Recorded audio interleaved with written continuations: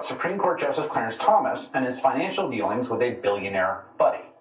Last week, ProPublica revealed that virtually every year for decades, Thomas has been treated to luxury vacations by billionaire conservative donor Harlan Crow, including trips on his private jet and super yacht worth hundreds of thousands of dollars, which, crucially, Thomas never disclosed in his financial disclosures.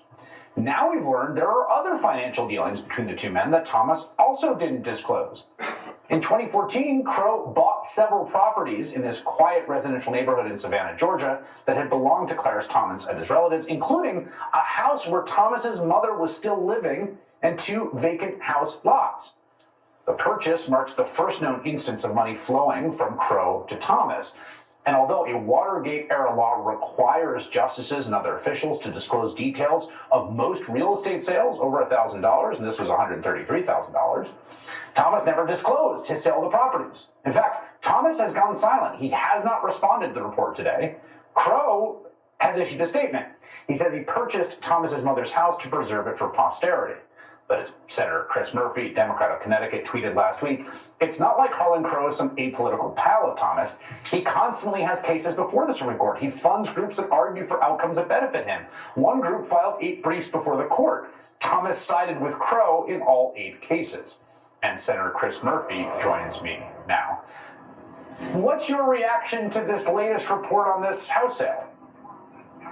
I just think we are coming to understand that there is an incredibly intimate financial relationship between Harlan Crow and Clarence Thomas and his wife. It may be that they have been financing a certain lifestyle for the Thomases, and this has been true in secret for the better part of the last 20 years. Now, Thomas says, well, I sought guidance on this, and I was told that I didn't have to report anything from a personal friend who doesn't have cases before the court. Well, that's just not true. I mean, there may not be cases before the court in which Harlan Crow's name is in the title, but he funds a massive infrastructure that files briefs before the court.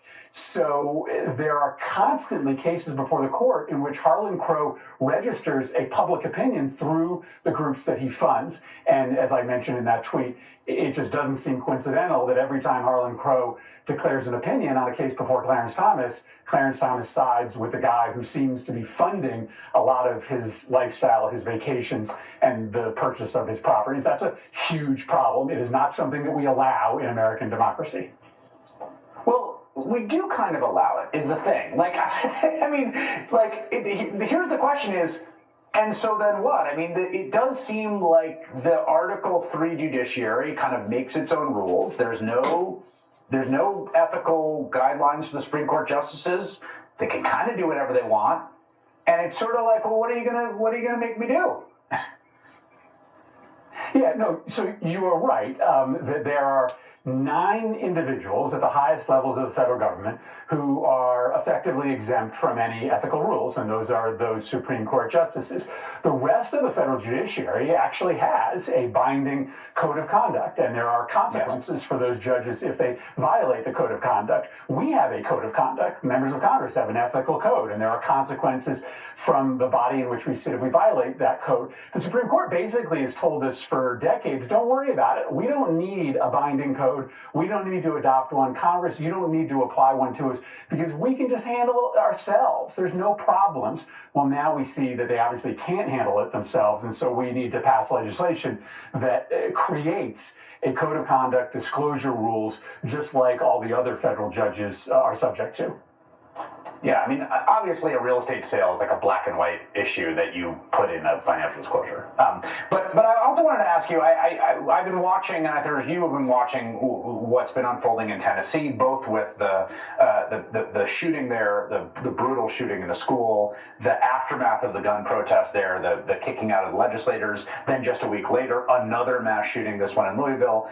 And one thing that's really been striking to me, and you and I have been talking about this issue for more than a decade, unfortunately, is the reach of this. It is so striking to hear the governor of Tennessee say his wife had a friend who was killed in Nashville.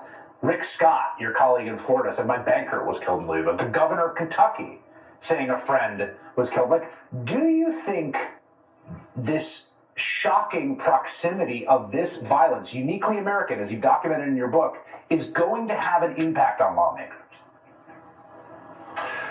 Well, unmistakably it is. And as we see the spike in gun violence, we're now seeing 110, 120 people die every day of gun deaths, many of them suicides. It does increasingly personally affect more and more Americans. And you are seeing that more and more Republicans are deciding that they just don't want to have to face the wrath of all of these young people, all of these parents that are demanding action. That's why, for the first time in 30 years, we passed federal gun safety legislation last year. And that's why you see somebody like Bill Lee, who had been pretty unsympathetic to this movement in the past, finally saying, hey, Tennessee needs a red flag law, something that the NRA opposes. So I think increasingly it's going to be impossible for Republicans to stand up against an anti-gun violence movement that is now, pretty mainstreamed in America. I think that's what the sort of next 10-year holds, is just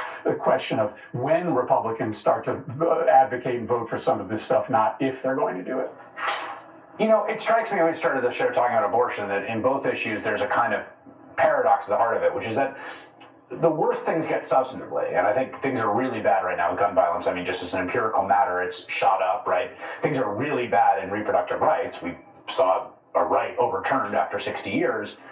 The only silver lining is that the politics get better because the problem and the results of the policies that are being advocated for become so crystal clear. That's the only way out at a certain level.